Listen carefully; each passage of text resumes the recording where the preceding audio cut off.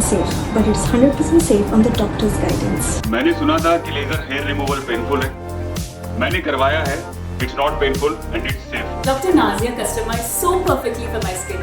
No bumps, no marks. It's not just hair growth, it's my confidence back.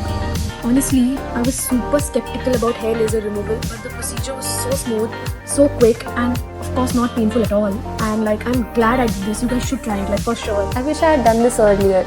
All vaccine appointments की ज़रूरत ही नहीं है. No more pain. Surprisingly, I didn't know that being this smooth can be so easy. Party या बीच outfit की मुझे tension ही नहीं है. I can go easily anywhere. Thank you, Dr. Nazia.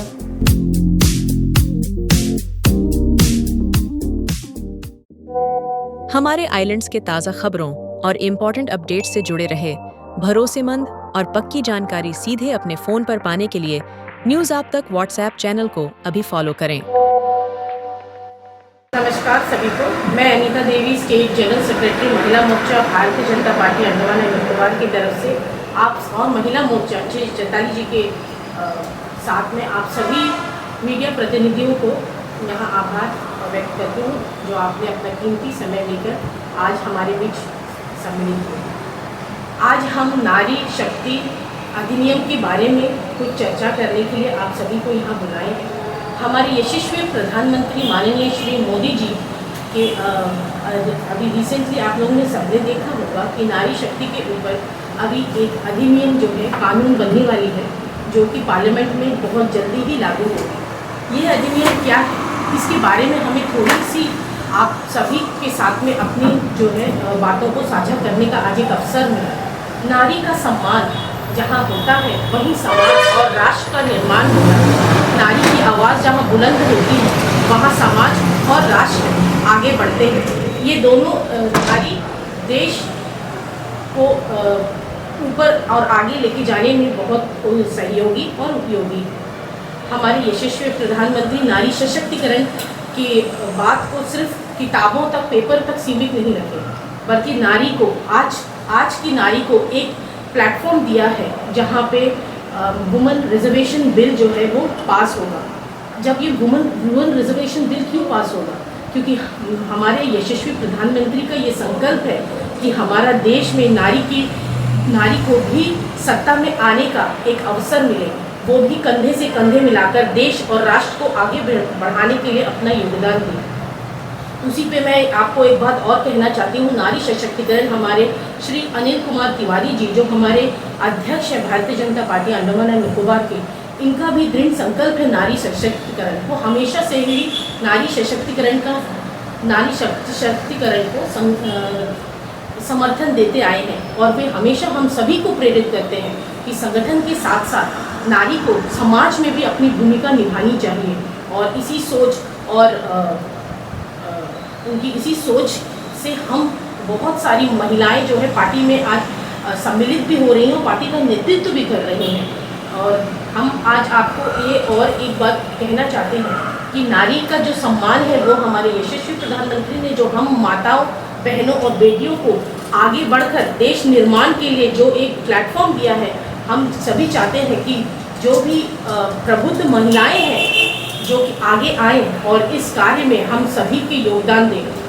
जहाँ पॉलिसीज़ बनती हैं, सरकार जब पॉलिसीज़ बनाती है तो महिलाओं का उस पर भी योगदान होना इसलिए आवश्यक है कि जब पॉलिसीज़ बनती हैं तो महिलाएं अपने आसपास और अपना अनुभव के साथ में एक अच्छा जो है कानून ला सकती हैं। आज इस कानून का समर्थन करते हुए पूरा देश और विश्व जो है मोदी जी की ओर देख रहा है कि इतना बड़ा जो है निर्णय उन्होंने लिया है नारी सशक्तिकरण और नारी को आगे बढ़ाने के लिए जो उन्होंने ये संकल्प लिया है उसको पूर्ण तरीक़ा से जो है पूरा विश्व देख रहा है कि ये अब सिर्फ किताबों में और पेपरों में नहीं और बातों में नहीं, जबकि ये कानून लागू होने वाला है। और इस कानून के माध्यम से सारे के सारे जो महिलाएं हैं, जो पूरे हमारे इंडिया में जो घरेलू महिलाएं हैं, उनको भी आधा से ज़्यादा आबादी को आगे आने का मौका मिलेगा।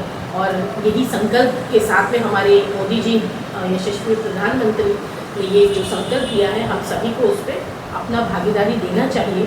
और ये जो बिल है ये सिर्फ पॉलिसीज़ मेकिंग नहीं, लेकिन हमारी एकता और हमारा भारत संस्कृति की जो महिलाओं को पूजा के दर्जा से देखा जाता है, माँ दुर्गा की शक्ति, माँ लक्ष्मी का वैभव और माँ सरस्वती की विद्या, ये नारी के विविध रूप हैं। और इन सारे विविध रूप जो है अब हम पार्लियामेंट में और आपके राज्यसभा, विधानसभा और सारे के सारे जो हमारे सारे के सारे जो हमारे लोकसभा के सीट्स हैं उसमें हम देखेंगे जब 33% आरक्षण हो जाएगा। और हम सभी को इसका समर्थन करते हुए हमने बहुत सारी योजनाएं जो हैं, बहुत सारे प्रोग्राम्स को अभी रखा है बैक टू बैक। और आप सभी को आमंत्रण करते हैं कि आप भी इसमें आप भी आएँ, अपनी आसपास की महिलाओं, माताओं, बहनों को भी कहें कि बढ़ चढ़कर आप आएँ और इसमें अपना योगदान दें। धन्यवाद। अब हम चैताली जी से अनुरोध करते हैं कि वो आगे जो है उसको कंटिन्यू करें। सभी को नमस्कार। जैसा कि आप सभी जानते हैं कि जब से भारत देश के प्रधानमंत्री श्री नरेंद्र मोदी जी जब से उन्होंने देश का नेतृत्व कर रहे हैं और प्रधानमंत्री जी का भार संभाला है, तभी से देश में नारी सशक्तिकरण के लिए उन्होंने बहुत सारे काम किए हैं। हर एक क्षेत्र में महिलाओं को आगे बढ़ाने के लिए, महिलाओं को सशक्त करने के लिए, वो चाहे आर्थिक रूप से उन्हें आगे बढ़ाने के लिए हो, ये सारे काम जो है माननीय प्रधानमंत्री श्री नरेंद्र मोदी जी ने अपने जो कार्यकाल में किया है। जैसे कि मैं आपको बताना चाहूँगी 2023 सितंबर को नारी शक्ति वंदन अधिनियम का जो बिल है ये संसद में पारित किया था। और तभी से जो है हमारे महिलाओं का जो आने वाले दिन में जो सशक्तिकरण, आप सभी ने देखा होगा कि हर एक क्षेत्र में महिलाएं प्रधानमंत्री की कई सारी योजनाओं को लेकर जिस तरह से आगे बढ़ रहे हैं और जिस तरह से काम कर रहे हैं। और आज जो है माननीय प्रधानमंत्री के द्वारा दोबारा से हमारे इस बिल का जो पास किया जाएगा, जिसमें हमारे प्रधानमंत्री जी जो है कि लोकसभा, राज्यसभा और विधानसभा में भी हमारी महिलाओं का 33% का जो आरक्षण महिलाओं को जो है मिलने जा रहा है। मुझे लगता है कि इससे ये हम सभी महिलाओं के लिए बहुत ही मान सम्मान और महिलाओं की अधिकार की बात है, जो इतने सालों से महिलाएं चाहती थी कि हर क्षेत्र में उन्हें आगे आने का मौका मिले। लेकिन इससे पहले भी कई बार जो है महिला आरक्षण के बारे में बात हुआ, लेकिन उसे लागू करने में कई सारी परेशानी आई, लेकिन ये हर बार जो है वहीं तक सीमित रह गया। लेकिन आज माननीय प्रधानमंत्री जी जानते हैं कि देश का सशक्तिकरण और देश को विकसित भारत बनाने के लिए महिलाओं का बराबरी जो है हक होना बहुत ही ज़रूरी है। और देश को विकसित भारत बनाने के लिए महिलाओं का जो है योगदान बराबर मिलना चाहिए। इसलिए महिलाओं को आगे बढ़ाने के लिए, महिलाओं को आरक्षण देने के लिए इस बार 16, 17, 18 को मोदी जी भाषण देंगे संसद में, और महिलाओं को बहुत बड़ा आरक्षण मिलने वाला है। और इसमें लोकसभा और राज्यसभा और विधानसभा में भी महिलाओं को 33% का आरक्षण मिलेगा। और महिलाएं राजनीति क्षेत्र में, वैसे महिला हर क्षेत्र में जो है आज के समय में प्रधानमंत्री जी के नेतृत्व में आगे बढ़ रही है। वो अपना खुद सशक्तिकरण कर रहे, बहुत सारे स्कीम्स मोदी जी ने लेके आए हैं, जिसमें आपने देखा होगा जब 2014 में मोदी जी पहली बार जीत के आए प्रधानमंत्री के रूप में, उन्होंने सबसे पहले नारी सशक्तिकरण के लिए जनधन खाता खुलवाया और महिलाओं को बैंक के साथ में जोड़ा। और कई सारी योजनाएं जो प्रधानमंत्री लेके आ रहे, जैसे कि आवास योजना है, महिलाओं को सबसे ज़्यादा आवास योजना से जोड़ा गया और महिलाओं को सबसे ज़्यादा रजिस्ट्रेशन भी उनके नाम पे किया गया। उसी तरह महिलाओं को जल जीवन मिशन में घर घर तक पाइप का जो कनेक्शन है वो पहुंचाया गया, ताकि महिलाओं को कठिनाई का सामना ना करनी पड़े। उज्ज्वला गैस का भी उन्हें सुविधा दिया गया, घर घर गैस सुविधा दी गई, ताकि महिलाएं जो बीमार हो जाती थी चूल्हा चौका में, दिन भर उनका समय चले जाता था और वो आगे आके समाज में भागीदारी नहीं दे पाती थी। कई सारे क्षेत्र में वो अपनी जो टैलेंट है उसको सामने नहीं ला पाती थी। तो इन सारी चीज़ों के विषय में प्रधानमंत्री श्री मोदी जी ने काम किया। वो चाहे बेटी बचाओ बेटी पढ़ाओ पढ़ाने का जो अभियान चलाया मोदी जी ने, और इस तरह के आप बहुत सारे देखेंगे। सुकन्या समृद्धि योजना जो है मोदी जी ने बच्चियों के लिए लेके आया। स्वच्छता अभियान के ऊपर में प्रधानमंत्री जी ने बहुत अच्छा काम किया, और उसमें जो महिलाएं और जो हमारी बेटियां हैं उन्हें जो है स्कूल जाने में और आधे स्कूल में ही वो अपनी पढ़ाई को ख़त्म कर देती थी और वो आगे नहीं बढ़ पाती थी। ये सारी योजनाओं को लेकिन प्रधानमंत्री जी ने इतने अच्छे से काम किया है और घर घर टॉयलेट की व्यवस्था करवाई है, जिससे हमारी महिलाओं का आत्मसम्मान बढ़ा है और देश को सशक्तिकरण और देश का भी आत्मसम्मान बढ़ने के लिए प्रधानमंत्री जी ने काम किया है। और आज राजनीतिक क्षेत्र में भी, पंचायत में भी आप देखेंगे कि पहले से ज़्यादा पंचायती स्तर में महिलाएं आज सबसे ज़्यादा भागीदारी दे रही है। और मुझे पूरा विश्वास है ये बिल मोदी जी जिस तरह से काम कर रहे हैं, इस बिल का आरक्षण जो है महिलाओं को मिलेगा और विधानसभा, लोकसभा और सभी सीटें में भी महिलाओं की संख्या सबसे ज़्यादा मिलेगी। 33% का जो आरक्षण है, महिलाओं को बहुत अच्छा सुविधा मिलने वाला है, ताकि महिला, आप सभी जानते हैं कि महिलाएं जो है जिस फील्ड में, जिस क्षेत्र में जाती है वो बड़े ही ईमानदारी के साथ में काम करती है और अपने देश को आगे बढ़ाने के लिए अपना योगदान भी देती है। आज प्रधानमंत्री द्वारा जिस तरह से स्कीम महिलाओं के लिए चलाया गया है, उसमें आप देखेंगे startup India, stand up India जैसे कई सारे लाखों लोन हमारी जो है महिलाएं, भारत देश की महिलाओं ने इसका सुविधा उठाया है। वो चाहे सेल्फ हेल्प ग्रुप हो, उनसे भी जो है महिला अपने आप को सशक्त बनाई है, वहाँ से उनको लोन की सुविधा मिलती है और वो डायरेक्ट अपने घर को आगे बढ़ाने के लिए, खुद को सशक्त करने के लिए बहुत सारे बिजनेस में भी वो आगे आ रही है। तो ये सारे जो बदलाव है 2014 के बाद जो है श्री नरेंद्र मोदी जी जिस तरह से काम कर रहे हैं और सबको स्कीम्स का जो फ़ायदा दिलवा रहे हैं, उससे जो है ये जो बदलाव आप लोगों को देखने मिला है। और आज हम सभी महिला मोर्चा की ओर से हम सभी महिला बहनें हम आपको बताना चाहते हैं कि पूरे देश भर में एक पॉजिटिव रिस्पांस मिल रहा है माननीय प्रधानमंत्री जी को इस बिल के ऊपर में, और हर एक संगठन जो है काम कर रही है और हर एक संगठन जो है इसके समर्थन में आ रही है और महिलाएं जो है अपने अपने तरीके से जो है इसका समर्थन दिखा रही है पूरे भारत देश में। तो हम भी इस तरह का समर्थन दिखाते हुए माननीय प्रधानमंत्री जी को, और हमारे अंडमान निकोबार में कई सारे कार्यक्रम का हम सभी ने आयोजन किया है और जिसमें महिला सम्मेलन हो गया। इसमें हम हमारी जो समाज की जो अच्छी महिलाएं हैं, जो समाज में अपना योगदान देते हैं, ऐसे महिलाओं को हम इकट्ठा कर रहे हैं, एक जगह पे लेके आ रहे हैं और उनके साथ में जो है उनको सम्मान करने का भी ये कार्यक्रम हम चला रहे हैं। साथ ही जो है स्कूटी बाइक रैली का भी हमने आयोजन किया है। आने वाले समय में आप लोगों को सूचना दी जाएगी इसको कवर करने के लिए।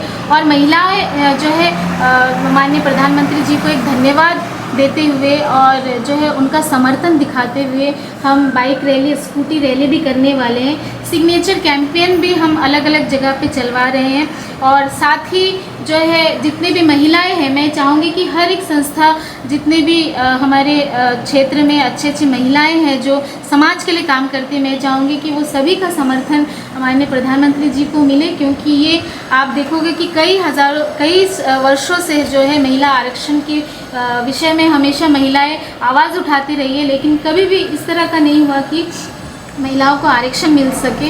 लेकिन आज माननीय प्रधानमंत्री जी जिस तरह से काम कर रहे हैं और महिला नेतृत्व को आगे बढ़ाने के लिए, देश में बराबरी उन्हें देने के लिए जिस तरह से ये बिल पास करने जा रहे हैं और इस बिल को लागू करने जा रहे हैं, मैं माननीय प्रधानमंत्री जी का धन्यवाद करना चाहूँगी और सभी से अपील करना चाहूँगी कि अपने अपने तरीके से वो इस बिल का समर्थन भी दिखाए, ताकि हमारे देश को विकसित भारत बनाने के लिए जो नारी सशक्तिकरण होना बहुत ही ज़रूरी है, साथ ही जो बराबरी एक देश को आगे बढ़ने के लिए जो है महिला जो 50% जो है महिला की भागीदारी होनी चाहिए। और आज मुझे लगता है कि इस बिल का आरक्षण को देखते हुए जो है हमारी भारत देश की सभी महिलाएं जो है बहुत खुश है और उन्हें अपने मान सम्मान उन्हें मिल रहा है और वो अपना पूरा समर्थन दिखा रही है। और हमारी तरफ से भी हमारी महिला बहनें, हम बहुत सारे कार्यक्रम का आयोजन कर रहे हैं और आने वाले समय में आप लोगों को बताया जाएगा, बुलाया भी जाएगा कि किस तरह से हम बहुत सारे अभियान चला रहे हैं, जिससे हमारे माननीय प्रधानमंत्री जी को भी समर्थन सारे महिलाओं की ओर से मिले और हमारा पूरा समर्थन माननीय प्रधानमंत्री जी को है। और हमारी सभी क्षेत्र की महिलाएं, उनसे भी मैं अनुरोध करूंगी कि वो भी सिग्नेचर कैंपेन हो, जिस तरह से वो मोदी जी को समर्थन दे सके इस चीज़ के ऊपर में, वो भी अपना समर्थन दे। ये सिर्फ, और जो हमने कार्यक्रम के बारे में आपको बताया, ये हम किसी भी जैसे कि स्कूटी रैली, बाइक रैली के बारे में बताया, इसमें हमारा जो है पॉलिटिकल किसी भी बैनर को यूज़ नहीं किया जाएगा। इसमें हर क्षेत्र की महिलाएं आकर भागीदारी दे सकती है, वो चाहे किसी भी डिपार्टमेंट से हो। ये महिलाओं को सशक्त करने के लिए, महिलाओं को देश में आगे बढ़ाने के लिए ये कार्यक्रम किया जा रहा है। और ये सारी महिलाएं जो है आज ये स्कूटी रैली, बाइक रैली में आ सकती है, अपना योगदान भी दे सकती है। और इसमें किसी भी पार्टी का बैनर का यूज़ नहीं किया जाएगा। और ये कार्यक्रम सिर्फ यहाँ पे नहीं, बाकी सारे डिस्ट्रिक्ट में किया जा रहा है। डिगलीपुर डिस्ट्रिक्ट में, मायाबंदर, रंगत डिस्ट्रिक्ट में भी किया जा रहा है। और डिगलीपुर में पदयात्रा का भी आयोजन हुआ है, वहाँ पे भी इस तरह का भारी, इससे ज़्यादा से ज़्यादा संख्या में महिलाएं जो है भागीदारी ले रही है। और मैं आप सभी को ये बताना चाहूँगी कि 2000 आने वाले समय में विकसित भारत बनाने के लिए 2047 में हम सभी भारत देश की जो है महिलाएं इस जो है उनका जो है बराबरी का जो है एक समर्थन और देश को आगे बढ़ाने के लिए वो काम करेंगी। और जो है राजनीतिक क्षेत्र में जो है महिलाओं को बहुत अच्छा एक प्लेटफॉर्म मिलने वाला है। इससे महिलाएं जो है स्वास्थ्य के ऊपर में, शिक्षा के ऊपर में और बाकी सारे क्षेत्र में जो है अपना बहुत ही बेस्ट देंगी। क्योंकि आप सभी जानते हैं कि महिला हर क्षेत्र में अच्छा काम करती है, ईमानदारी से काम करती है। और महिला जब बराबरी से आके काम करेंगी तो देश और भी जल्दी से विकसित होने में सहयोग मिलेगा। और मैं आप सभी का पुनः धन्यवाद करूंगी कि आप सभी यहाँ पर आए।